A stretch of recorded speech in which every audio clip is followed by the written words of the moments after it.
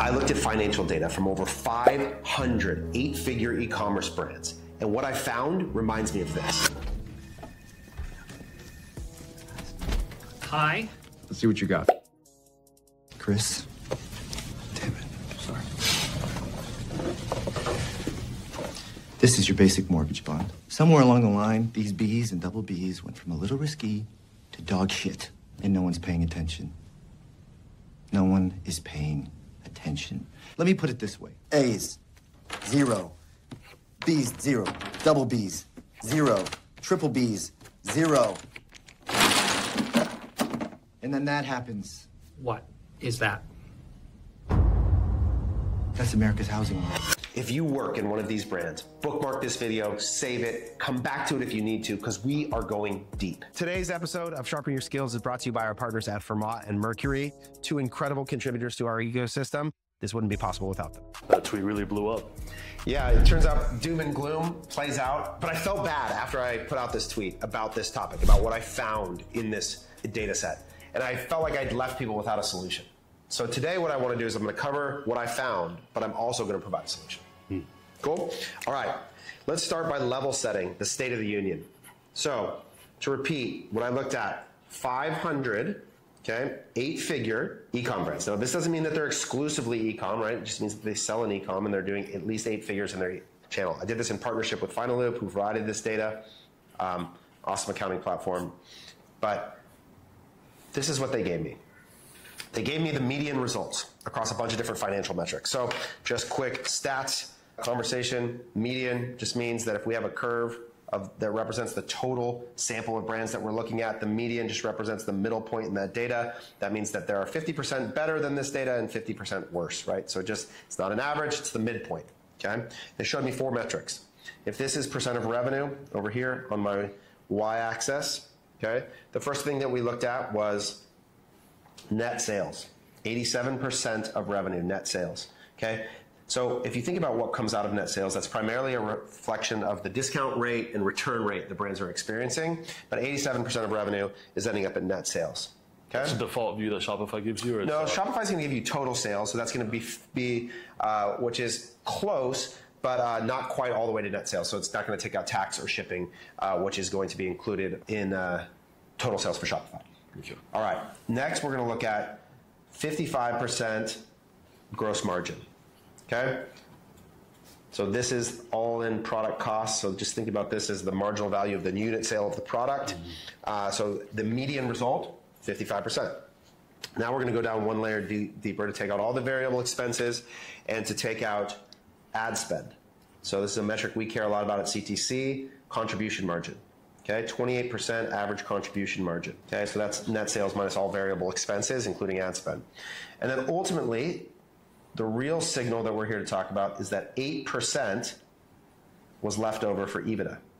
Okay, EBITDA, earnings before income, tax, depreciation, and amortization, often referred to simply as profit, but a very specific line item on the P&L. You think some people would consider that a lot? Well, yeah, at glance, I think the first thing that we're going to see is like, hey, it's pretty dang good, right? Not too shabby. 8% profitability across the industry. For a big brand, 8% is 8%. That's right. So that could mean a substantial amount of money showing up on the P&L, okay? Now, I want to pair this with some additional data. This is from the DTC Index, okay? This is a conglomerate of brands that are a conglomerate of data providers from Common Thread Collective to Veros to ecommerce, where we looked at revenue growth rates, okay? So if this is financial data, the other thing I want to start to highlight is revenue growth by year. Okay, we're going to go back to 2019. So what I want to look at is pre-COVID, post-COVID, what is kind of happening. Pre-COVID, we were growing ecomm about 15%. Okay, so this is 2019. Then COVID happens, 2020. Okay, we get an explosion. We go all the way up to 58% growth. Okay, everyone remembers that year. Real exciting, excess demand, lots of free money. Good time to be in the business, right? 2021 is really the peak of the hysteria. We go all the way out to 70% growth, okay? This is when we are at peak lockdown, stimmy, fun times, right? We all remember those days, good old days. But since then, there's a pattern emerging that relates to this number that begins to illustrate the crisis that we may be facing. 2022, we take our first step back. We now go to 38% growth. Okay? So 38% still better than pre-COVID, but slowing down, right? 2023, the pattern continues. We drop all the way down to 21%. So again, better than pre-COVID, but consistently slowing growth. 2024, we're now down to 10%, below pre-COVID levels. Now we're growing off of a much bigger number here, but you can see the trend is, we've got a very obvious line. Revenue growth is slowing. So revenue growth is slowing. Is the rate of growth as important as the following year continuing to follow the same trend? Yeah, it is important to acknowledge that in each case you're having to grow off of bigger and bigger numbers. So there should be an expectation that growth rates slow as brands get bigger. That's a fair thing to acknowledge. But this set of data, right, should not see this continual steep of a decline, right? And you've ever heard of the rule of 40? You ever heard of this rule? Okay. So the rule of 40 is a general economic principle that says you want to think about your growth rate plus profit percent equal to 40.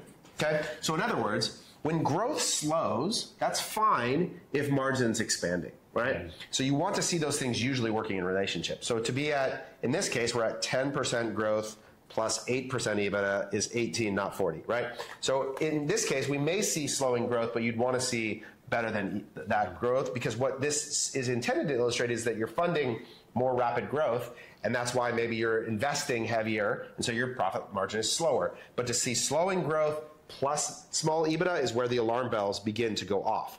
And now, okay, so this is sort of the state of the union. But now I want to dig a little bit deeper with some additional data that I got from Finaloop, because I wanted to understand, all right, how does this translate into cash? Because the real hard part about e-commerce, and where we really have to look ourselves in the mirror, is we have to say, the problem with this business is it's a cash-intensive exercise. To buy inventory for growth is challenging, and this doesn't sound like a lot of money left over to both maybe distribute some capital to shareholders and also invest in growth, so you end up with a challenging dynamic that I want to illustrate here. Does that make sense?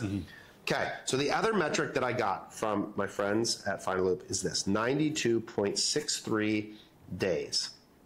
You have any guesses what that is? CCC. There you go. Mickey's been around, he's read the content. Cash conversion cycle, okay? Cash conversion cycle, think about this, the time from when I place an order with my manufacturer and I have to pay that cash till when I can sell it and turn it back into money, right? That's 92.63 days is the median cash conversion cycle for this set of brands. Now, let's do some math and understanding how that affects you. So 93 days, that's 3 months worth of inventory, right? That you basically have to hold.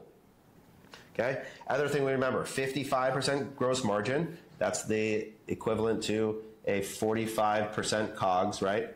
So if I'm holding 3 months of revenue at 45% COGS, so 3 months is a quarter of the year, 0.25% of my revenue for the year is held in this inventory, times the cost of that inventory, means that I'm holding at about 11% of revenue is my inventory carrying cost. If I need to hold inventory for 3 months of purchase from now, and it's gonna take me 92 days to turn that back into cash, that's gonna reflect how much inventory I have to hold. Sure. So the 90 is the representative of the 3 months. That gives me my annual inventory carrying cost. Now, we're gonna get a little nerdy here on the accounting side before we get to ultimately the solution to this problem, because we have to understand why it's a problem. Because still it's like, okay, slowing growth, profitable, not that big of a deal. But here's why part of the problem with this growth slowing is. Okay, so let's go back to EBITDA.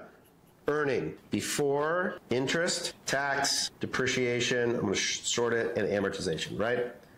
Okay, this is what we're dealing with. So EBITDA, okay? That's what we're working through. I'm gonna walk this down for you, right? So if we're at 8% to start, right? Well, if we're gonna get to net income and ultimately free cash flow, we have to actually understand is that we do have to pay taxes. There are interest expenses. So this cash is actually coming out of this profit. So on your P&L, you have your EBITDA, and then you have below the line of EBITDA down to net income and ultimately free cash flow. So most brands think about EBITDA as the operating income of the business, absent those, so the money earned from the operations of the company. Whereas this stuff, the EBITDA or the EBITDA tends to be reflective of other long-term investments or debt more than it is the operating function of the business. But this we have to just extract this stuff to get to cash. When you look at brands, though, is this usually how they have their P&L set up? That's right. So everybody's going to get down to EBITDA or operating income. And in most cases, if you were to transact or sell your business, it's going to be on a multiple of EBITDA. Okay. But that's different than the cash to operate the business. That's a different obligation that we have, and that's where we have to look at this. So if we take this out, I'm going to work backwards. So depreciation and amortization, in my business as an example, and this is true for ecommerce as well, is that there's not a lot of DNA, right? Because we don't have a lot of heavy equipment or CapEx or investment in research or things like that that often are depreciated or amortized. In my business, laptops, right? Exactly. That's the thing that we're depreciating, is that's an asset that we're acquiring that actually decreases in value over time. If you had like trucks or other objects where you paid a bunch of money, but it's still an asset you could sell, but there's some decrease in that value over time, that decrease in the value is depreciation that you have to record from an accounting standpoint. But in ecom, it's not a lot. It might be approximately 1%. Okay? So now we're from 8, now we're down to 7%, right? So now my EBIT, okay, we dropped our DNA there, is 7%. Okay, still pretty good, not a big issue. Well, this one, interest expense, right, actually does show up in many e-commerce businesses. And I'm actually going to be conservative about this because this number in many cases can actually be substantially higher than the credit I'm going to give it here. But what I'm going to assume is that if we have a 2 to 3% carrying cost on my 11% revenue, there's some interest on that. In other words, this float, a lot of times the cash that's used to make this payment is a loan. It could be an inventory loan. There's other debt in the organization, and the interest that you're paying on this debt shows up here. Right. And so at this mechanics, 90 days, this inventory carrying cost, let's assume that our interest expense is also about 1%. But again, this could be much higher. Do you feel like a lot of brands get net 90 days terms, net 30 days, 60 days? Well, I think this is at this scale. What do you think this is a median result, right? This is the 50th percentile. So there are brands that have better than this and worse than this. And we're going to talk a little bit about this as we get to the solutions. Is that in a world where a lack of institutional capital is available, in other words, banks aren't lending into you because your EBITDA rate is pretty small and your growth rate is declining. Banks don't usually like to lend into that environment. The cost of capital is extremely high. Interest rates from the Fed are still high, and there's no venture or equity dollars out there. You have to find some way to find growth capital, and we're going to get to that in a second. But let's assume interest is 1%, right? So now we're down to EBT at about 6%. Now, again, this could be much higher. Then, of course, we've got taxes. Let's assume most of these are S corps, and so you're paying somewhere between 21 and 25% on our revenue, right? So 21 to 25% on that 8%, right? So that's where I pay taxes at this level. So 20% of that number is somewhere between 1.6, right, to 2 more percent that's coming off. You can see where this is sort of headed here, right? So now we're at a net income of around, let's call it 4%. And then we have some CapEx. Maybe we buy a little bit of equipment. Maybe there's cameras that we're using here or other equipment that you're investing in. Maybe you have warehouse, or we had laser machines at Kalo that we would some have. E-commerce is not a very CapEx intensive business, but it exists occasionally. So let's take off another point for that. And now we're down to somewhere in the neighborhood of 3% net income. Okay, so we've gone from the 8% to we had to pay all this stuff or depreciate it in some way to down. Now we have 3% that is our net income. We know creative volume is everything, but let me show you a tool that we're using at Common Thread Collective to help our clients produce exponentially more ad creative. It's called Fermat. Fermat allows you to take the hundreds of ads that you've just developed using CTC's exciting new system and take what is the reality that right now, every one of these ads is probably driving to a single landing page. And so what that means is that, let's say you have 100 ads times one landing page is going to give you 100 funnels. But let's imagine we could do this in a better way. What if each individual ad was able to drive to not just its own individual landing, but what if you could create 4 variations? And maybe that this one needs its own bundle. Or maybe this one needs a price test between 2 different ads. What if this one needs to have one featuring older people and one featuring younger people? What if every ad you created was able to have its own perfectly designed message and funnel so that you could exponentially increase the amount of funnels? So instead of just one landing page, we went to hundreds, fast, easy, no code, no developer needed. That's what Fermat enables. Their tool allows you to quickly, lightning fast, build as many variations of your landing page, and not just landing pages, but full cart and checkout experiences instantaneously. They give you AI recommendations for ideation to go from just having 100 funnels to thousands of funnels instantaneously. Within minutes, you can be testing tons of different variations of their pages to produce the best results and exponentially increase your creative volume. That's the kind of math that Pierre de Fermat himself could get behind. You're saying this is what the owner ends up seeing at the end? Yeah, so this is like shareholders. This could be referred to as distributable cash, but there's actually one more problem here. And this is that if we want to grow next year, so let's imagine we're sitting at the end of the calendar year, but we have to sell product in January. We have to sell product in March. We have to sell product in February. And in fact, with Chinese New Year, right, for e-commerce, a lot of times the production shuts down in February. So sometimes your biggest POs are at the end of December, where you might actually be extending this out even further. But let's set that even aside as a problem now. And let's just say we're going to take this 90% and we want to grow next year, and we have this operating cash to do it. Well, here's the problem, okay? Let's imagine that I want to grow 15%, okay, next year. And I know that I have to carry 11%, right, of the annual revenue for 90 days. Okay? So that 15% of 11%, guess what that is? Another 1.5% of revenue has to come out to purchase the upcoming inventory. To just stay in the game. Okay, and that's just at 15% growth. Okay? So part of the reason these growth rates are declining is because there's no cash. And this is so bad. So that would leave you with 1.5% free cash or distributable cash on whatever amount of money you have. But here's the problem. If you take this 15% and you say, no, 15%, not good enough growth. I need to grow more than that. I want to go to 30%.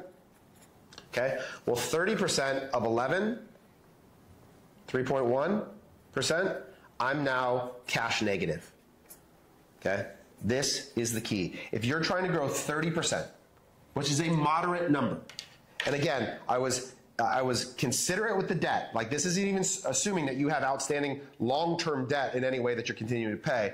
30% growth with these median outcomes leads to your cash goes negative and you're at risk of death. So why do businesses shrink their growth expectation? It's because they don't actually have the capital to fund growth with these underlying economics. But it's been shown that it's possible, right? I mean, 30% COVID was crazy, but 15. But what was different about this era? Money was free. Money was free. That's right. When capital is abundant, okay, it doesn't matter if my operating cash goes negative because I can get cheap debt. I can go raise venture capital. There's all sorts of ways to get money in this era. But in this era down here, there is no money. There's no money in our system. We have lenders, e-commerce lenders going bankrupt. The bank is not lending into the space for a lot of people who don't have EBITDA growth.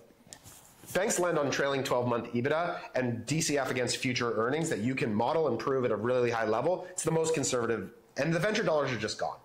So in a world where you have to fund growth through the operations of your business, 30% growth at 8% EBITDA on a 90-day CCC equals bank account goes negative.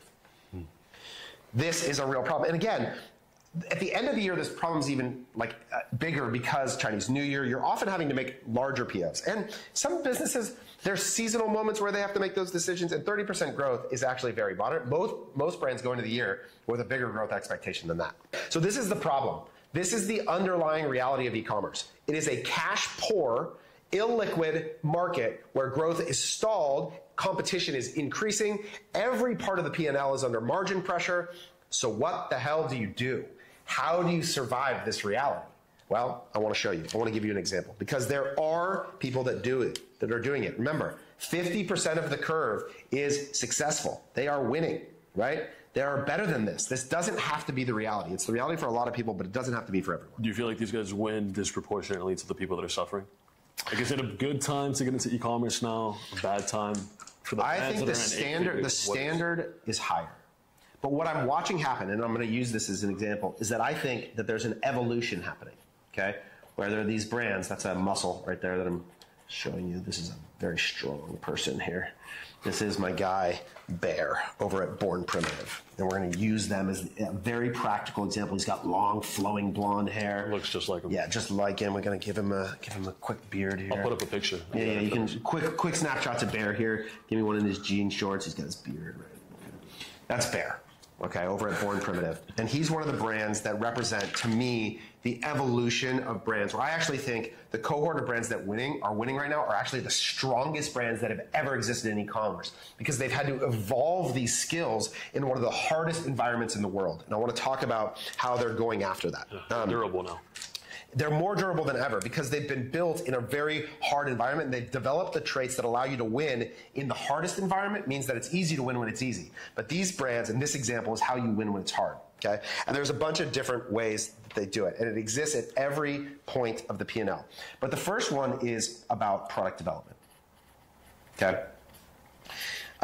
Born Primitive, if you look them up, and we can show them on the screen, their primary growth product during the COVID era was women's leggings. Okay? They're a fitness brand. They sell a lot into the CrossFit space. That exploded during this time. But Mickey, how many different leggings brands do you think there are now in e-commerce? That I buy from, very few, but in e-commerce. The point is there are 20, 50, tons. 100, Go look, Google leggings right now, and you'll see just an immense number of brands. So competition has just continued to flood, and the amount of leggings purchased online is sort of growing moderately. You can assume 15 to 18% growth. Maybe it's a little bit bigger, but the point is tons of competition. And now when we think about net sales, right, the two biggest contributors to this are discounts and returns. Okay, so if I wanted to solve for improving this number, and Born Primitive has. And apparel typically has pretty high returns, no? Yes. So let me ask you something. What do you think the return rate is in the women's leggings category? Upwards of 20%? That's right, 15 to 20%. Okay. Okay? That's the return rate. Women tend to shop differently than men. They tend to buy more sizes and try them on. They'll buy more styles and they'll return them. Leggings in particular are a difficult fit. And Born Primitive leggings, the way that they're made, they feel tight at first and then you kind of work your way into them. You break them. So, yeah, so they have a high return rate in the category. That's the return rate. So the other thing is, what does increase in competition? Basic macroeconomics, increase of supply and demand. If I have demand is growing slightly and supply grows a ton, what happens to price? False. That's right. So price goes down in the form of discounts. So when there's increased competition against fixed amount of demand, you end up discounting a lot. And this was the cycle that many of these brands end up in, is that to try and fight growth, they end up getting on this discount hamster wheel. And we were there. We were discounting our leggings all the time to compete at price. Leggings flash sales. And if you go look, we had some of the best ads in the world. It wasn't like we were bad at advertising this product. The efficiency was declining. We had to get into discounts. Our net sale number was down. So what did we do? Okay. Well, they invented a new product that fought against all of these ideas. It was shoes. Okay? They came out with the Savage 1. And the Savage 1, what it did was a couple of things. What do you think the return rate is on shoes? It's about 5%. You don't have to guess. This isn't Price is Right. Okay? But it's about 5%. It's much lower. In addition, you know what new things do? They're exciting. Yay. Everybody loves something new. You don't have to discount it. Discount rate goes down, return rate goes down. Right away, you've made gain at the overall margin of the business at the net sales level.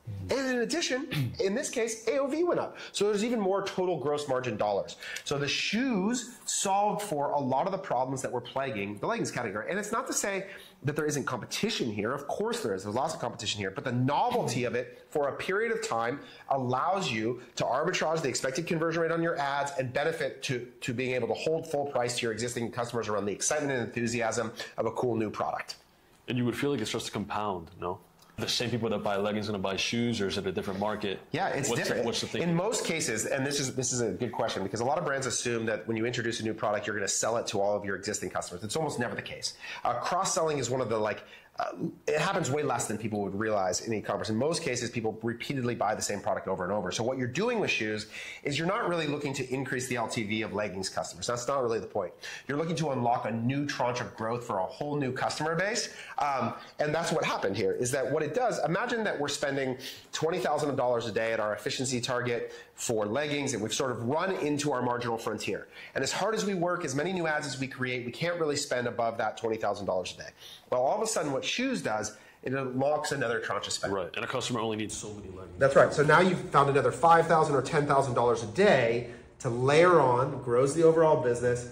You maintain the efficiency. In some cases, you actually improve it, and that's what product development does. And so the best brands understand that the way out of this path is not to try and bang your head against the wall repeatedly in the same category where the profits have been competed away and the margins have been reduced. It's to innovate and develop new things. What other brands do you see that are killing this? So a great example of this is Ridge, right? Like the guys at Ridge go, all right, we're a wallet business. Right. We drove wallets. The answer to next year's growth is not improve the wallet category 50%. You're on a maturity curve there. It's to go launch rings. It's to go launch suitcases. Like you said, it's to try watches. Like they understand that the category growth is the expansion of the overall business. And you see this in so many different categories in e-commerce. I just saw yesterday, 8 Sleep just launched supplements, right? They're getting into sleep pills, right? And so it's a very obvious extension into their category where they have authority and they go win, but they recognize that the idea that they're just going to keep selling sleep pods at greater and greater efficiency and greater and greater growth isn't true. That's right.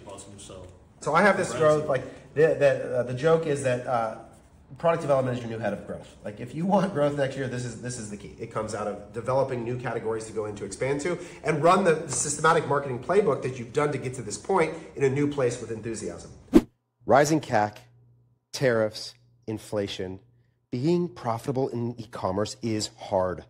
That's why managing your finances shouldn't be. Our partner Mercury helps you combine banking, credit, and working capital into one seamless, easy to manage financial system. You get banking with no hidden fees. So important. You get 1.5% cash back on all credit purchases, and you get predictable payback on all of your working capital loans. In addition, you're going to get a beautiful, easy to manage cash in, cash out dashboard to track all of your financial health in one location. And if you sign up now, you're going to be eligible for 2 different rewards. $250 when you deposit $5,000 into your bank in the first 90 days, and another $250 when you spend $5,000 on your credit card in the first 90 days. That's $500 in rewards within 90 days of joining Mercury. Join over 200,000 business owners who trust Mercury to manage their finances. And of course, tell them Taylor sent you. Okay. The other thing that this does, if you're smart about thinking about the kinds of products that you develop, is you go after this number. Okay. You say 9263 is not good enough. This is going to impede my growth. So when I think about the next product development, it's got to be better cash conversion cycle than that. And so what Bear did in this case is when he went to sell the shoes, he went to the manufacturer and he said, I need net 90 on delivery. Okay? Now, Bear, if you've ever met him, big scary guy, but he had authority and relationship because of the historical success of the business. And that's on delivery, not on purchase. So now we're not talking about cash up front. Yeah.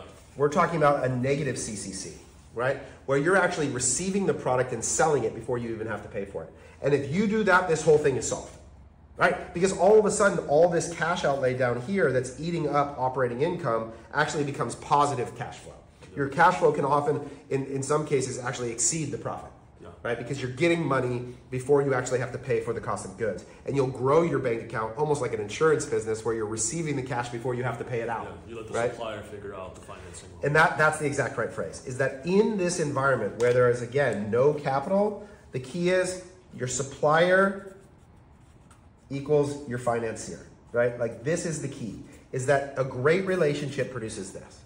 Okay. The other thing that Bear did is they now know, okay, one of the things that's easy with the shoe product that they created is that limited edition colorways are actually fairly easy to produce. And the MOQs, okay, minimum order quantities, is often another thing that people care a lot about negotiating with the supplier, okay, are pretty low for a new colorway. So what he's done is he's created multiple limited edition runs. You've probably seen some of my content talking about the D-Day 75th anniversary shoe that they did. It's about 5,000 units, okay? And you know what they are? They're pre-ordered. He doesn't even actually pay for them up front, and it was a 9-month payback from the 90-day net on delivery to the pre-order. A 9-month float, like he's a freaking insurance company, right? And that solves this entire problem, right? So you end up with better marketing efficiency, you have a way better cash conversion cycle, and off you go. Because you basically turned your supplier into your bank. Yeah. Now, this is, again, the reason this content I'm focused on is, hey, I'm talking to you 8 and 9 figure brands is because you have leverage with suppliers. You can go to them with the authority and the credibility to say, we're going to drive demand for this product category, be my partner in this place, help me in this way. And the other thing that I think people need to reframe is that a lot of time is spent thinking about how to improve your gross margin, where you go to the supplier and what you're negotiating all the time is, I need cheaper COGS, right? Well, what I'll tell you is that the actual problem in many cases here isn't about the unit costs. The 55% gross margin we can deal with. The problem is the cash.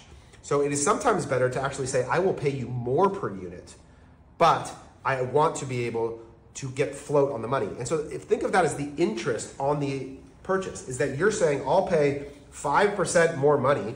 This is the same as getting a 5% interest rate loan on the cash to buy it, right?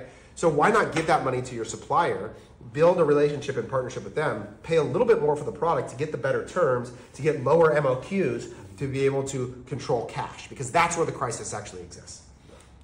Okay, the third thing is what I call story, not iteration. Okay, this is so important. We have reached a point in time where the competition for the feed is greater than ever. And there have been these creative cycles that have developed that say, like, what I'm going to do forever is I'm going to make a leggings ad, okay? And I'm going to look at the CTR, I'm going to look at the hook, and then I'm going to adjust it, and I'm going to make another leggings ad, and I'm going to just be on this hamster wheel. That's my little hamster running on his wheel forever. And just always trying to make a better and better version of the same ad. Well, what I can tell you is if you've ever watched one of my Outliers series, maybe we can link one of those right here as an example, is that you'll know that most ads, if you were to draw a scatter plot of spend per ad, it looks like this, where the vast majority of ads don't work, and then you'll have 3 to 4 outliers that carry your ad account for many years. And the idea that the next ad that you're gonna make, no matter how good you are at creative strategy or analyzing data or whatever it might be, that it's gonna be one of these outliers or outperform every ad before it is just not true. By the time we have made 20,000 leggings ads, the likelihood that I have already made the best legging ad I will ever make, Go look somewhere else. Go look somewhere else. And instead, what you actually have to do is you have to drive stories, and this is the key with advertising, that they create word of mouth. Okay? A great story gets spread. A spread story creates organic demand that improves contribution margin. This is just a proxy for marketing efficiency. Okay? You have to create content and ads that get shared and told and spread beyond paying for every point of distribution. I'm gonna go back to Bear, okay? And I'm gonna tell you the story about this shoe. So one of the things that Bear did at the end of this year is that every year for the last few years on Veterans Day, they have run a promotion to give back money to the veteran community. Bear's a Navy SEAL, he himself is a veteran. And they use that weekend, the first weekend of November, to give back to that community. This year, they decided that they were gonna pay off $5 million of veterans' medical debt with the money from that weekend.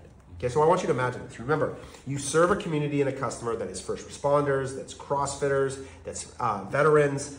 These are people for whom that message is something that they would care to share and tell people about, and would be something that they would take pride in being a part of, that their purchases would impact that. The other thing that that story did is, you know what it got him? PR, Fox News, picked up multiple segments where they brought Bear on to share this story, and they did $1 million in a day in the middle of November. Right before the biggest. Right before the biggest peak of their year, Black Friday, Cyber Monday, where all those people were going to come back and purchase. And so if you look at their calendar, I think we could put up, I have a graph here of their 4 peaks, their revenue for the year. Their entire growth for the season, where in 2024 the average was 10%, they did closer to 70% growth year over year in 2024, expanded their profit margin, expanded their cash flow, was created by these moments where they drove story, they gave them disproportionate attention, word of mouth, so that they weren't paying for every point of interaction. It wasn't that paid media had to go out individually to each individual customer. So this is the deal. There is a pending crisis that if you don't alter your behavior, this is the reality. 8% EBITDA, declining year over year growth equals negative cash in a world where no capital is available. But there's an intervention. There's a way that you can solve it, and Bear is the model. Is there a reason though why you think brands aren't leading into this product development? Like, it seems pretty straightforward. What stops these 8-figure brands from? There is a risk related to the latency of the impact and the variability of the impact. One of the things that Meta does is it's a short-term hit that every day it's this game where I can put money in and I can get money back tomorrow. Every one of these actions, product development in particular, is a longer-term investment thesis that most brands don't have the rhythm and pattern for, or internal system design for thinking about return on invested capital on longer horizons. And all you'd have to do, it's actually like, it's really not hard to see that, like, if I take an ad dollar and I look at a 1-year payback period, and I actually look at ROIC, return on invested capital. Go watch the last video we just did where we're talking about IMR and how to think about the return on investment over time. And then think about that through the lens of spending money on a new product. It may take you $100,000 up front, $150,000 up front, but the expected value is so high, right? And so when I actually compare that behavioral risk to the Meta thing, where so often I see money just absolutely lit on fire, where it has no profile of return at all, and yet we're on that hamster wheel because it generates this short-term revenue, where we can play this, like, honestly, what in so many cases is happening is people are just moving chairs around the Titanic, whereas it's like a Ponzi scheme where they're getting money today to pay the debt, but the debt is actually growing and the credit card bill is growing, but that's not due for 60 days, so I can kind of, that's right. At some point, you have to stop the game and you have to be able to build on these horizons. And story is the same way. The other thing I'll say is that this era was like media arbitrage, right? We didn't have to tell differentiated stories. Everybody could sell a product and win because there was so much demand, and you didn't even have to be efficient in doing it. But you know what's actually hard is to win the shoe game, is to win the legging game, to win the t-shirt game. Apparel, basics, it seems. You have to tell a story that matters, and that's actually really hard. And I want to empathize with the reality that this isn't like, oh, just go create an incredible story. But it is to stop and ask yourself, why does my product need to exist? Why, for whom am I so important that I have a story that would make them want to share it or make them so proud and match to their identity that I would have to have it? I would have to have it because it's so close to who I am, right? And so I think about that, that each of us are trying to declare something about ourselves in the clothes that we wear. I'm wearing a Sunday red hat because they're a client of mine and I like to show off, and that's cool, right? This shirt is from a company called Cosm, which is a local Orange County men's yoga brand. I know the guy that started it. It's very niche. It's kind of cool. It gives me a story. Everything we're doing is a story about ourselves. So the question is, what is the story you're going to give people? What are you going to do that's so important that it has to be spread? And how are you going to express that story in a way that's more meaningful than anything you've ever done before? And that's the challenge, is that efficiency in contribution margin, efficiency in EBITDA comes from discipline in all of these areas and also being extraordinary. Yeah. So that's the standard. Even this in a way. If this gets shared, this gets circulated, it's big. That's what we're doing, right? In the same way, we're trying to tell stories that matter, that hopefully you guys are going to go spread this. That's what I need from you, is that I'm going to do the work, to do the research, to build a story that makes you want to put this into a Slack thread group with the other co-founders you have or the communities you're a part of, so that we can help bring awareness to this issue and as a group, as a community, go solve it. So same principle I'm applying is the one that we have to go raise the bar for, and there are brands that are doing it incredibly. I want to be clear that even in what I think is a pending crisis where we're going to see a lot of brands not make it. It's not all doomsday. It's not all doomsday. There are brands that are winning, and we're a part of a bunch of them, and we get to see inside of it. And candidly, a lot of it's not about us. We as a growth agency are functionally a distribution partner. We just take your story and we distribute it effectively with discipline and thoughtfulness and planning. But at the end of the day, product market fit and the quality of the story is on the obligation of every founder. And so I think picking up that ball and getting after it, and doing it with thoughtfulness around how you engage with your supplier, where that category is and the maturity of it, and how to make amazing products with amazing stories at the right terms with your supplier, the right margin profiles, the right efficiency of acquisition. Like, that evolved set of skills is building some of the best brands that e-commerce has ever seen, but it also makes it so that you can't play the game like you used to. Yeah, we talk about it a lot, but I think Ridge is such a good example of it. The sweepstakes they had, that's right. Cybertruck, all these different things. Yeah, Connor's really good at what he does over there as the CMO, and he understands the 4 peaks theory and how to create a moment in an off season when, like, September is kind of a slow period. How do you go drive excitement? That's the same thing, Bear. How do you make November 11th a big day? The summer for them was the other one. That's when they introduced the D-Day anniversaries. They were able to create a moment in a period where leggings, the other big thing with shoes is that it created seasonality demand for them, where leggings decline in purchase rate in summer, so summer was always really hard. The shoe moment in July created a peak out of that moment. It all is thoughtful design around the system for the sake of solving this cash, but you gotta be aware that 8% EBITDA can make you think it's great, but understanding the underlying mechanics of all of it and what's happening allow you to actually build great, resilient businesses. We'll put this back out on Twitter then. There It's we not go. all good joke. Yeah, but the solution's there for you. It's possible.